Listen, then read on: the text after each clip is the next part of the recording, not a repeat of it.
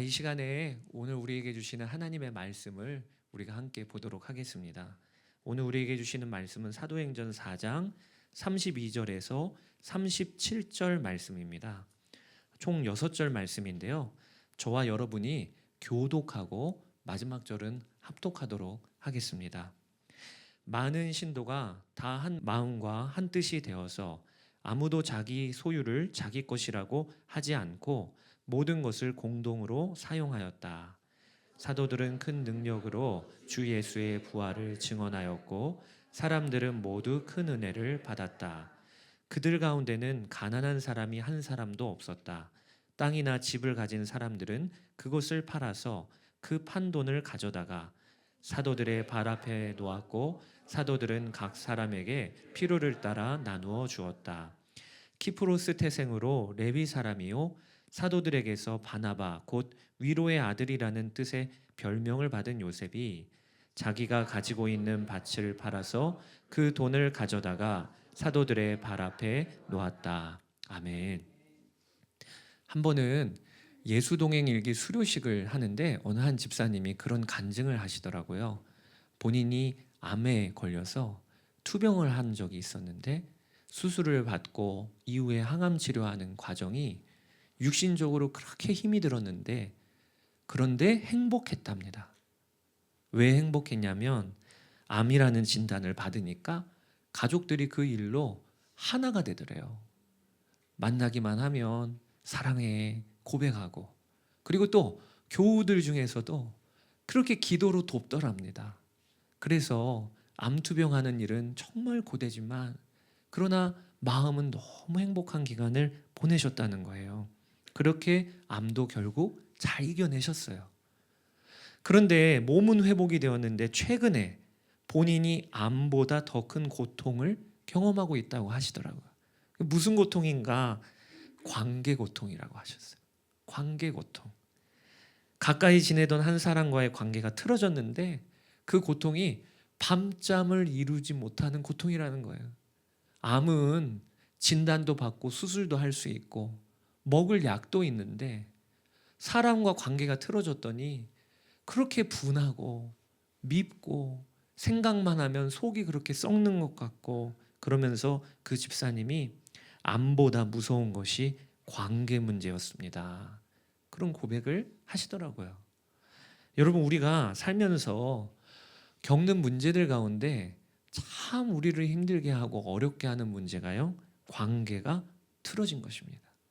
다른 건 다 갖추었어도 어느 한 사람과의 관계가 틀어지면요, 시기는 뼈를 썩게 한다고 잠언에 나와 있는데 우리 뼈가 썩는 것 같은 고통을 겪게 되는 그런 경험을 여러분 다 해보셨나요? 또 오늘 이 자리에 그런 관계의 어려움으로 소갈이 하는 분이 계신가요? 왜 이렇게 관계가 우리에게 아프게 하고 힘들게 할까요? 그것은요, 우리가 하나님의 형상으로 지음받았기 때문에 그렇습니다. 성경은 우리가 하나님의 형상으로 창조되었다고 하는데 하나님의 형상은 뭡니까? 여러 의미가 있겠지만 우리 하나님은 성부, 성자, 성령 삼위일체의 하나님이세요. 아버지와 아들과 성령님 삼위 하나님이 영원 전부터 서로 관계하면서 사랑을 주고받는 분이 우리 하나님이세요. 그래서 그 하나님의 형상으로 지음을 받았기 때문에 우리는 관계 안에서 행복을 느끼고 관계를 통하여 하나님을 닮아가도록 지음을 받은 게 우리들입니다. 여러분, 우리 모두는요, 누군가 나를 받아주는 손이 있어서 태어난 거예요. 또 이 자리에 있는 누구라도 할 것 없이 누구의 손에 의지해서 육신의 삶도 마무리하게 될 것입니다. 이 자리에 이르기까지 누군가는 나를 위하여 수고하고 땀 흘리고 사랑에 수고를 했기 때문에 우리가 이 자리에 있는 것이고 앞으로도 우리는 그 관계를 맺으며 살아가게 될 것입니다. 그러니까 관계라고 하는 주제는 우리 삶의 근본 문제예요. 하나님은 우리가 서로 사랑하고 사랑받도록 디자인하셨습니다. 그런데 죄가 들어오고 그것이 깨어졌어요. 하나님의 형상이 깨어진 것이죠. 여러분, 인류 최초로 관계 문제 겪은 사람이 누구라고 생각하십니까? 가인과 아벨? 우리 보통 그렇게 생각하죠. 가인이 동생 아벨을 시기하여 돌로 쳐 죽였습니다. 이게 관계 문제를 겪은 거죠. 그런데 인류 최초의 관계 문제는요, 가인과 아벨이 아니고 아담과 하와입니다. 아담과 하와가 부부였죠. 그런데 선악과를 먹고 나서 하나님이 아담에게 오셔서 물어보십니다. 누가 내게 이렇게 하였느냐? 그때 아담이 뭐라고 대답하였냐면, 하나님이 주셔서 제게 주신 그 여자가 저에게 이렇게 하였습니다 라고 대답을 한 것이 창세기 3장 11절 12절이에요. 이르시되 누가 너의 벗었음을 내게 알렸느냐? 내가 내게 먹지 말라 명한 그 나무 열매를 내가 먹었느냐? 아담이 이르되 하나님이 주셔서 나와 함께 있게 하신 여자, 그가 그 나무 열매를 내게 주므로 내가 먹었나이다. 여러분, 아담의 대답은 틀린 대답 아닌 것 같죠? 왜냐하면 아담은 그 아내인 하와가 선악과를 주어서 먹은 거잖아요. 그게 바른 대답을 한 겁니다. 그런데 하나님 입장에서는 틀린 대답이에요. 왜냐? 아담은요, 원래 하와를 향해서 하나님이 내게 주신 저 여자라고 얘기를 하지를 않았었어요. 창세기 2장에 보면 아담이 하와를 보면서 뭐라고 이야기를 하냐면, 아담이 이르되 이는 내 뼈 중에 뼈요 살 중에 살이라. 이것을 남자에게서 취하였은즉 여자라 부르리라 하니라. 그러니까 아담은 하와를 볼 때 뭐라고 이야기를 했냐면, 당신은 내 뼈 중에 뼈요 살 중에 살이라. 이 말은 당신과 나는 어떻다는 거죠? 한 몸이라는 거예요. 한 몸. 그러니까 아담에게 있어서 하와는 나와 다른 이가 아니라 나와 하나, 나와 한 몸. 그래서 내 뼈 중에 뼈, 살 중에 살이라고 한 거죠. 그런데 선악과를 먹고 나서 달리 보이기 시작하는 거예요. 어떻게 보이냐? 저 여자예요, 저 여자. 나하고는 다른 저 여자. 저 여자가 내게 이렇게 하였다. 그러니까 이미 관계가 깨진 거죠. 여러분, 여기서 우리가 주목해야 될 것이 있는 거예요. 인류 최초의 관계 문제는요, 아담과 하와가 다퉜기 때문에 일어난 게 아닙니다. 성격이 다르기 때문에 일어난 게 아닙니다. 왜 관계가 틀어졌지요? 하나님과의 관계가 어긋나니까 관계가 틀어진 거예요. 죄로 인하여 하나님과의 관계가 딱 막혀버리니까 관계가 틀어진 거예요. 그러니까 성경은 사람 간의 관계 문제의 근원으로 들어가면 사실 상대방 문제가 아니에요.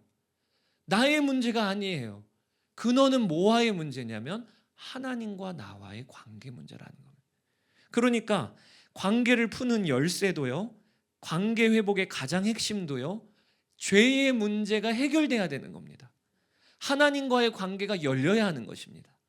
우리 그리스도인들에게 있어서 관계에 중요한 두 가지 원칙이 있어요. 꼭 여러분 기억하시기를 바랍니다. 하나는 하나님과의 관계가 바로 서면 거기에서부터 누구라도 받아줄 수 있는 힘이 우리에게 부어진다는 것입니다. 그러니까 여러분, 지금 나를 힘들게 하는 사람이 있나요? 나하고 너무 안 맞는, 그래서 도무지 함께하기가 어려운 사람이 있습니까? 그러면 그 사람 성격이 이상해서가 아니에요. 그 사람이 너무 막 가시가 많아서가 아닙니다. 근본적으로는요, 내가 하나님과의 관계에서 누리는 은혜가 필요한 거예요. 하나님과의 관계에서 누리는 은혜가 있으면 다 받아내고 누구라도 용서하게 됩니다. 이게 첫 번째 원칙이고요. 두 번째 원칙은요, 관계의 문제는 누구라도 예외 없이 우리의 평생에 우리가 겪게 될 문제라는 것입니다. 여러분, 관계 문제는요, 죄와 함께 들어왔어요.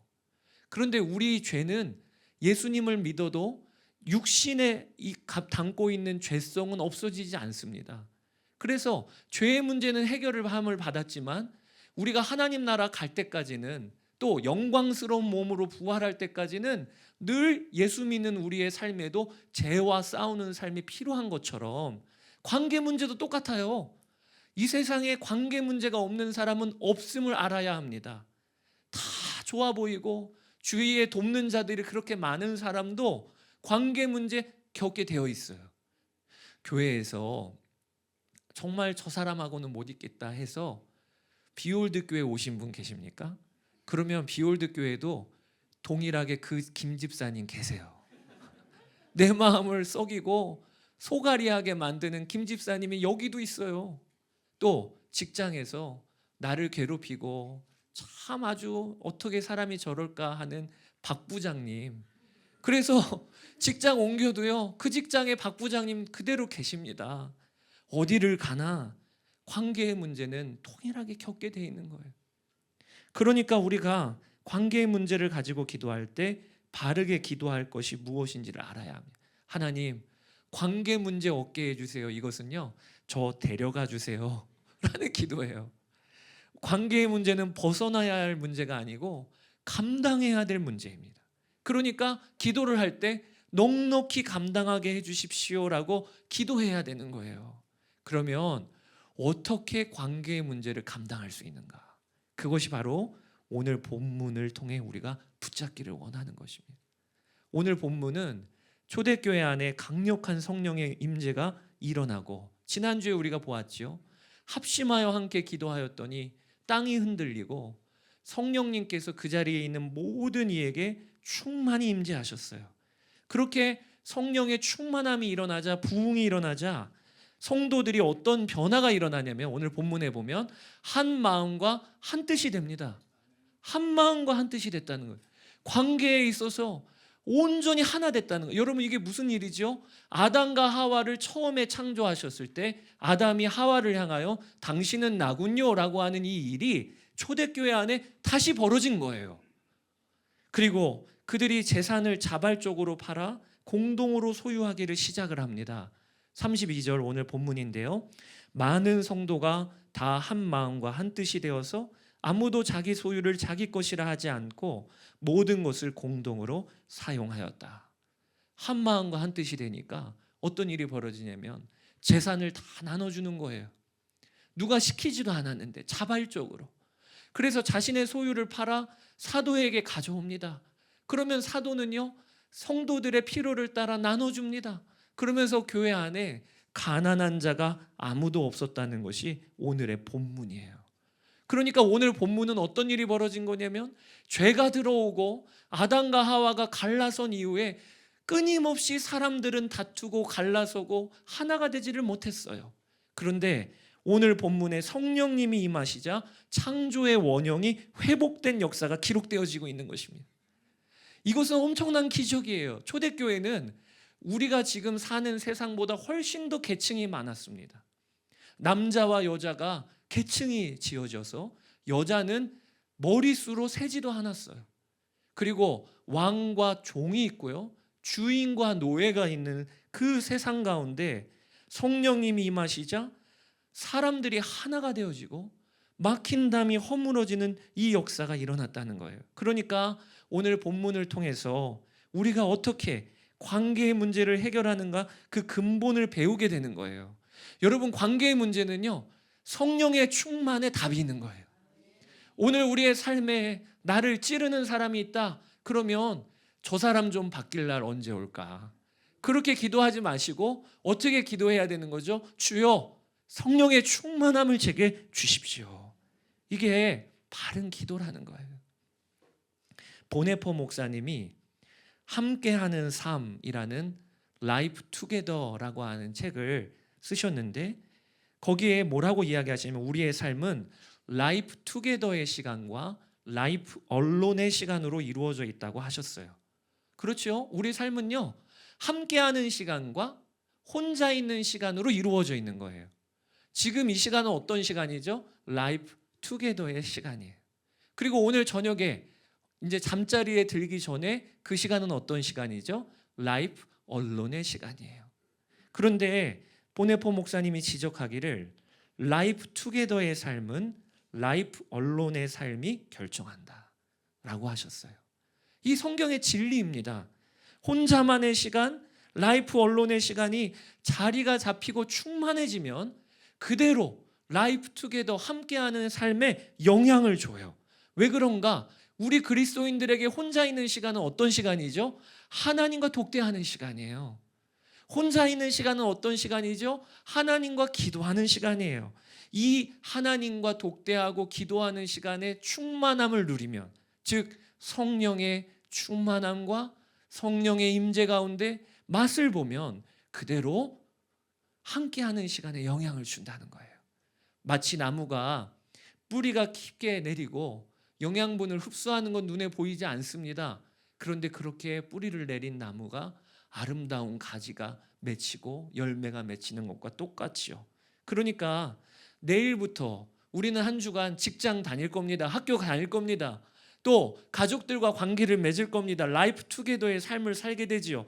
그러면 이 라이프 투게더의 삶은요, 내일 직장 가서 결정되는 게 아니에요.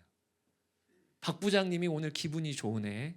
그러면 그 직장 생활이 좋아지는 게 아닙니다. 언제 결정이 되는 거냐? 라이프 언론, 하나님 앞에 무릎을 꿇고 하나님 앞에 기도하는 거기에서 누리는 만족, 거기에서 누리는 평안, 거기에서 누리는 회복, 그게 이번 한 주간의 삶을 결정하는 것이죠. 창세기에서 관계가 틀어진 대표적인 형제들 나옵니다. 문제 많은 형제들. 누구냐면 야곱과 에서입니다. 야곱이 그 형 에서의 장자권을 속여 빼앗고 밧단 아람으로 도망을 쳐서 20년을 살다가 돌아오죠. 그런데 야곱이 돌아올 때 형 에서가 군사 400명을 데리고 옵니다. 환영해 주려고 데리고 오는 걸까요? 아니에요. 그 이놈 두고 보자. 그동안 그렇게 갈고 갈았는데 이제 복수할 기회가 온 거예요. 그렇게 올 때 야곱은요, 온갖 술수를 다 동원합니다. 자기가 갖고 있는 소유를요, 선물대로 해갖고 1진, 2진, 3진 이렇게 해서 형 에서와 만나게 해요. 그러면 형 에서의 마음이 조금이라도 누그러질까 봐. 그리고 자기는 제일 뒤에 남아 있습니다. 야곱은요, 자기가 할 수 있는 최고의 방법을 다 쓰고 있는 거예요. 그런데 여러분, 창세기에 보면 무슨 이야기가 펼쳐지지요? 하나님이 그런 야곱을 가만 놔두시지를 않습니다. 하나님이 하나님의 천사를 보내시고 야곱과 그 천사가 약복 강가에서 밤새도록 씨름하게 하셔요. 그러니까 야곱은 형 에서와 관계 회복을 위하여 온갖 술수를 쓰는 그때 하나님은 그를 어디의 자리로 초청하시죠? 기도의 자리로 초청하시는 거예요. 하나님의 천사와 함께 약복 강가에서 밤새도록 기도의 싸움을 싸울 수 있도록 야곱을 초청하시는 거예요. 이건 무슨 이야기냐면 하나님이 야곱에게 이렇게 말씀하시는 거예요. 야곱아, 에서와의 관계의 문제는 에서와 푸는 게 아니야. 누구랑 푸는 거죠? 하나님과 푸는 거라는 거예요. 기도의 자리에서 하나님과 기도의 싸움을 싸우면서 하나님과 풀려야, 그래야 에서와의 관계도 풀린다고 하나님이 야복 강가에서 가르쳐 주신 거예요. 여러분, 이것이 하나님이 우리 관계를 푸시는 방법입니다. 누구와 관계가 틀어지셨습니까? 그러면 기도의 자리로 나가야 되는 거예요. 거기에서 하나님과 싸움을 싸우면서 그렇게 하나님과 관계가 풀리면, 그러면 우리의 관계는 하나님이 풀어주세요. 이게 우리 그리스도인들의 관계 전략입니다.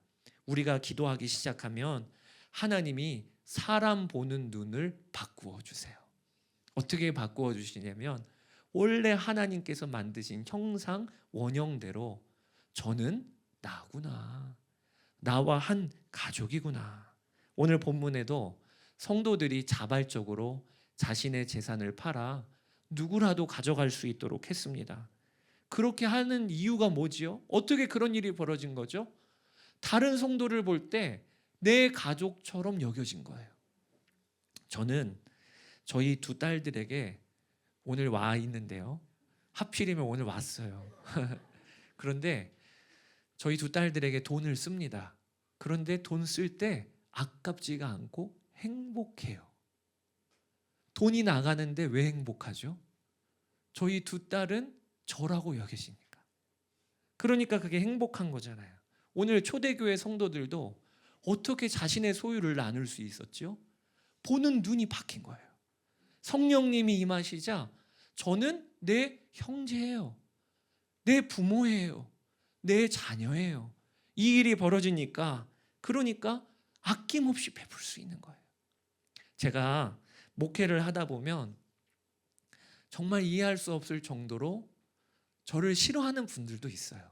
한 번은 예수님의 사람 제자 훈련을 하는데 한 6주차가 지나니까 어떤 한 형제가 말을 안 해요. 그리고 연락을 해도 연락이 안 통해요. 그래서 무슨 일이 벌어졌나, 제가 가서 도대체 무슨 일입니까? 이렇게 얘기했더니 그 형제가 깜짝 놀랄 이야기를 하기를, 목사님이 싫대요. 근데 왜 싫으냐 그랬더니 말투가 유기성 목사님을 닮았대요. 자기가 존경하는 유기성 목사님인데 목사님도 따라하는 게 싫다는 거예요. 제가 그 이야기 듣다가요, 진짜 별의별 사람이 다 있다. 목회하다 보면. 그러면 저는 하는 기도가 있습니다. 그게 뭐냐면, 내 동생처럼 보이게 해주십시오. 내 가족처럼 보이게 해주세요. 기도의 자리에 나아가서 제 눈을 바꿔주세요. 하나님, 어쩜 이런 사람이 있나요? 아니고, 하나님 제 눈을 바꿔주세요. 마태복음 20장에 보면 예수님이 천국 비유를 드세요. 천국은, 하나님의 나라는 이런 곳이라고 하실 때 뭐라고 하시냐면, 한 포도원 주인이 있는데 그 포도원 주인이 포도 농장의 추수를 위해서 일꾼들을 부릅니다. 근데 오전 9시에 인력시장에 나가서 일꾼들을 데리고 와요.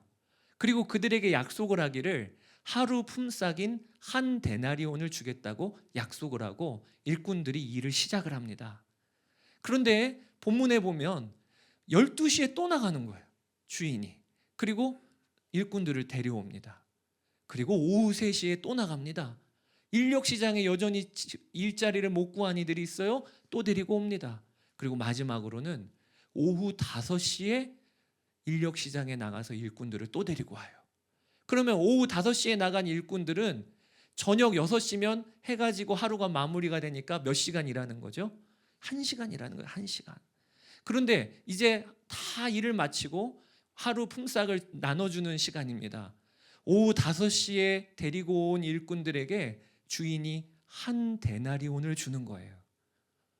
하루 품삯을 주는 거예요. 1시간 일했는데요. 그 모습을 보면서 오전 9시에 온 사람들이 기대를 하겠지요. 아니, 1시간 일했는데 한 데나리온이면 나는 9시간을 일했으니 9배를 받겠구나, 내심 기대를 하고 있는데 주인이 그 9시에 온 사람에게도 한 데나리온만 주는 거예요. 그러니까 이 사람들이 너무 당황하는 일이죠. 어떻게 이 불공평하냐 말이에요. 여러분, 이게 천국 비유를 드실 때 예수님이 드신 비유예요. 여러분, 이런 천국이 어디 있을까요? 아니, 똑같이 해야죠. 공정하게 해야죠. 여러분, 그런데 이 비유에 대하여 어느 한 목사님이 그런 이야기를 하시더라고요. 오후 5시에 온 일꾼이 만약에 내 동생이라면, 오후 5시에 온 일꾼이 만약에 내 부모라면, 그럼 여러분 어떤 마음이 들까요? 내가 오전 9시에서부터 일을 했다 할지라도 내 부모가 오후 5시에 왔는데 주인이 한 데나리온을 주면 너무 고맙죠. 얼마나 감사한 일이에요.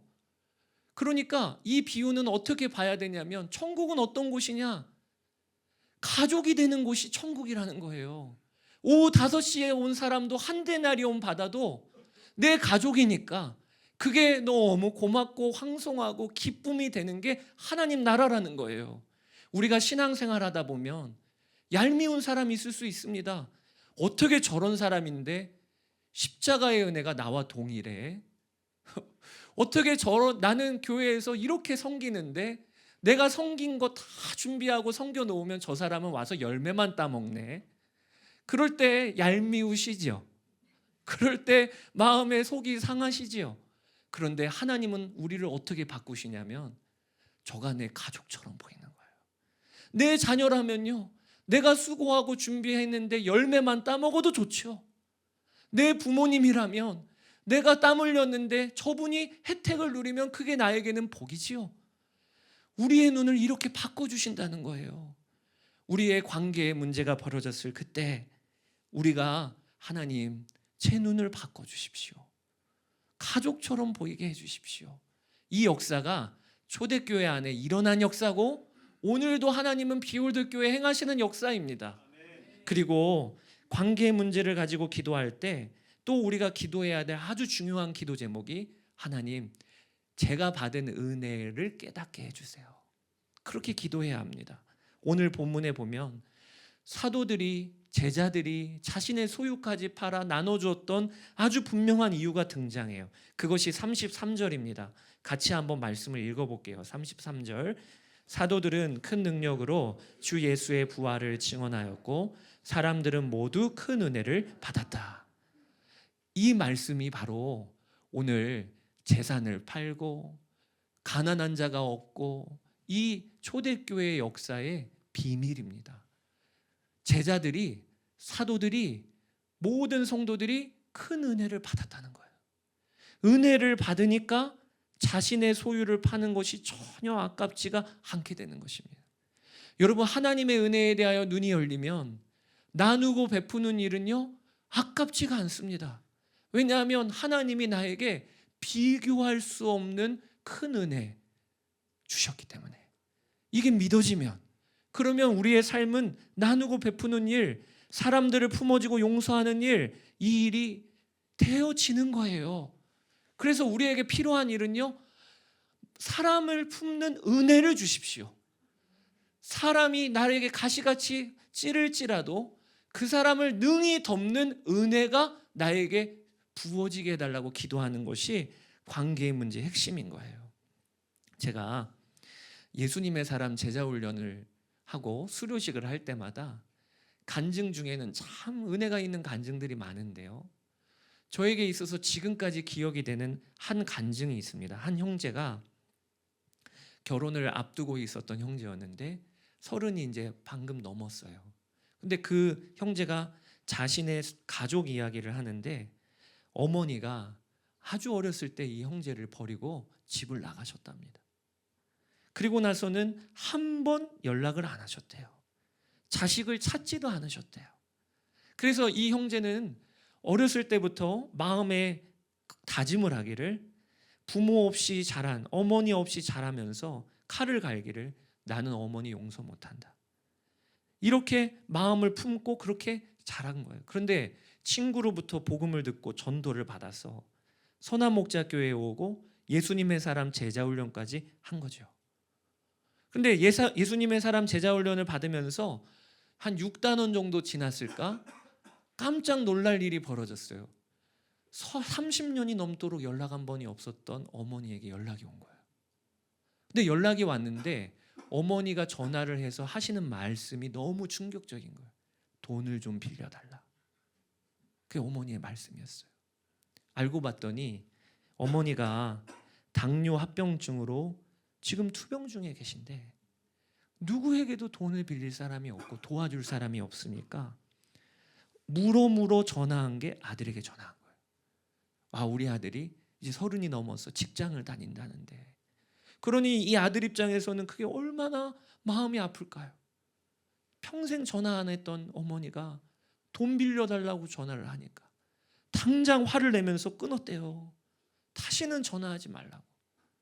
그런데 이 청년이 얼마 있지 않아서 자기 어머니에게 전화를 합니다. 다시 전화를 해요.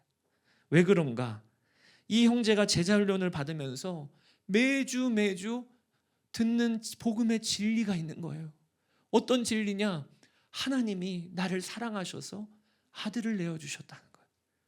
그리고 성령 하나님이 내 안에 계셔서 나의 생명이 되셨다는 거예요. 그리고 하나님의 나라가 있다는 것에 대한 복음의 진리가 열리니까 이 청년이 결심을 하기를, 어머니 만납시다, 이렇게 전화를 한 거예요. 그리고 만나러 간 날 그 형제가 돈을 가지고 그 어머니에게 찾아갑니다. 그리고 그날 이 형제가 펑펑 어머니 앞에서 울었어요. 그리고 그날 간증을 한 거죠. 제자훈련 수료식 때 뭐라고 고백하냐면, 그렇게 오랜만에 만난 어머니를 용서해야지 몇 번이고 다짐하고 나갔는데 막상 어머니를 뵈니 용서할 응어리가 내 안에 없음을 알았습니다.